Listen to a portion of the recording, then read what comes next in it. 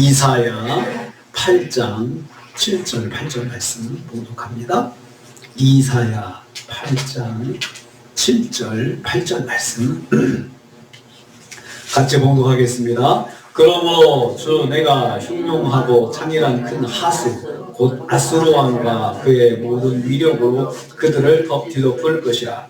그 모든 골짜기에 차고 모든 언덕에 넘쳐 흘러 유다에 들어와서 가득하여 목에까지 미치리라. 임마누엘이여 그가 펴는 날개가 내 땅에 가득하리라 하셨느니라. 아멘. 아멘. 오늘 말씀은 아수르를 의지하는 남유다를 여호와께서 그 의지하는 아수르를 통해서 심판하실 것을 말씀하는 걸 내용으로 하고 있습니다. 7절 말씀 보면은요, 여호와께서 아수르로 유다를 뒤덮을 것이라 덮을 것이라 하셨습니다. 그러므로 주 내가 그들을 뒤덮을 것이라고 하였습니다. 이 말씀에서 여호와께서 자신을 주라고 소개하십니다. 주는 히브리어로 아도나이라고 하는데요, 주는 온 세상의 주인이신 주권자 하나님을 의미합니다. 여호와께서 주권자로서 말씀을 이루실 것을 강조하신 것입니다. 그러니까 이 말씀을 하시는 분이 아도나이 주 되신 분이 말씀하셨으니까 그 말씀이 반드시 이루어진다는 것입니다. 말을 이룬다는 것은 능력이잖아요. 내가 말한 대로 뭐가 된다 그러면 능력자라고 보통 이야기하잖아요. 근데 하나님께서 이 말씀 하시면서 내가 주로서 아도나이로서 이 말을 하니까 이 말은 반드시 이루어진다는 걸 강조하시는 것입니다. 아수르 왕과 그의 모든 위력으로 뒤덮을 것이라 했습니다. 아수르 왕은 남유다가 의지한 힘입니다. 그들이 오히려 흉용하고 창일한 큰 하수처럼 유다를 뒤덮는 재앙이 될 것이다는 것입니다. 그래서 흉용하고 창일하다 이 말은 이 아수르가 있는 땅이 우리 서울은 한강이 있잖아요. 아수르는 유프라데스강, 티그리스 강이 있어요. 그 사람들은 흉흉하고 창일하다고 강이 넘치는 걸 많이 봤거든요. 한강이 범람하는 걸 봤기 때문에 창일하고 범람한다 이러면 우리는 벌써 이해를 하잖아요. 그런 것처럼 이 말을 했을 때 아수르 사람들이 그렇게 그 물이 범람해서 도시를 덮치고 그런 것처럼 유다를 덮을 것이다 라고 그 큰 재앙이 될 것이다 라고 말씀하는 것입니다. 어느 나라 군대도 감당할 수 없는 힘으로 유다를 뒤덮을 것이라는 말씀입니다. 하나님보다 의지하는 것이 심판의 도구가 되고 있습니다. 무엇이든지 우리가 보통 축복을 받으면 그 축복을 또 잘 누려야 되는데 그걸 또 의지해가지고 하나님보다 더 의지하면 나중에 그것이 더 심판의 도구로 또 변한다는 거예요. 그래서 참 우리가 복 받는 것도 참 받고 나서 관리가 참 중요합니다. 두 번째로 유다의 모든 골짜기와 언덕을 넘어 들어올 것이다. 7절 후반부부터 8절 전반부입니다. 아수르의 기세가 어느 정도인지 말씀합니다. 유다의 모든 골짜기를 뒤덮는다. 골짜기는 깊고 깊이가 곱고 다르잖아요. 그래서 구석구석 이렇게 어떤 데는 보이지 않는 곳도 있지만 골짜기마다 뒤덮는다. 그래서 구석구석 유다 구석구석 아수르가 쳐들어가 가지고 아무튼 나라를 뒤덮는다는 거죠. 아주 망친다는 것입니다. 그리고 모든 언덕을 뒤덮는다. 언덕에는 유다 땅의 언덕에는 다 성들이 있어. 공성을 해놓고 성들이 있었습니다. 그 언덕도 다 뒤덮는다. 아무리 성을 언덕 위에 써놔도 그걸 다 아수르가 다 정복할 것이다. 그런 말씀입니다.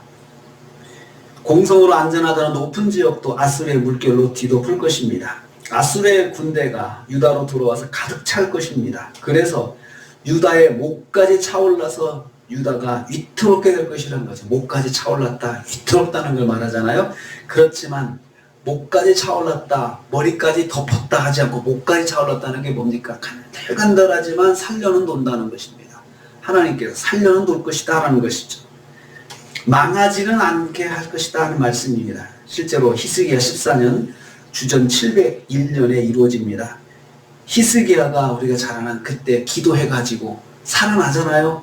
그렇게 모욕을 당하고 그럴 때 히스기야가 그 편지 가지고 하나님 나가가지고 하나님 살려주세요 하니까 그때 목까지 차올랐던 그 유다가 겨우 생명을 유지하게 되는 것입니다. 열왕기하 36장 37장에 있는 말씀입니다. 하나님의 말씀은 말로만 되는 것이 아니고 구체적인 사건으로 실현된다는 우리는 꼭 알아야 됩니다. 그냥 말로만 끝나는 하나님께서 아니에요. 그렇게 하지 않으세요. 반드시 말씀대로 이루십니다. 세 번째로 그래도 유다는 여호와의 날개 아래 거하게 될 것이다. 8절 후반부입니다. 8절 후반부에 보면은 임마누엘이여 그가 펴는 날개가 내 땅에 가득하리라 이렇게 말씀하고 있습니다. 임마누엘이여 이렇게 했습니다. 이 말은요 임마누엘 이렇게 하자고 임마누엘이여 라고 한 말은 탄식의 말입니다. 이 민족은 여호와께서 함께 하시는 민족인데 이런 의미로 임마누엘이여 이렇게 말씀하시는 거죠. 참 하나님이 함께하는 민족이 이 꼴을 당하니 참 한심하고 마음이 답답한 심정을 여기다가 표현하고 있습니다. 하나님께서 함께 하시는 민족이 어쩌다가 이런 수모를 당하게 될 것인지 탄식하시는 말씀이 임마누엘이여 이 말입니다. 그래도 여호와의 펴는 날개가 내 땅에 편만할 것이라 라고 했습니다. 심판 가운데서도 여호와의 돌보심이 유다 가운데 있을 것을 말씀하신 것입니다. 심판 가운데 조금이나마 자비를 베풀어 주실 것을 암시하고 있습니다. 그래도 그들은 임마누엘 은혜가 있는 백성임을 기억하게 하십니다. 하나님의 백성은 심판을 받아도 그래도 조금 숨구멍은 남겨놓으십니다. 그게 임마누엘 은혜입니다. 그래서 그 심판을 받는 가운데서도 하나님의 은혜가 우리가 내게 있구나 이것을 조금이나마 생각하게 하나님께서 만드신다는 것입니다.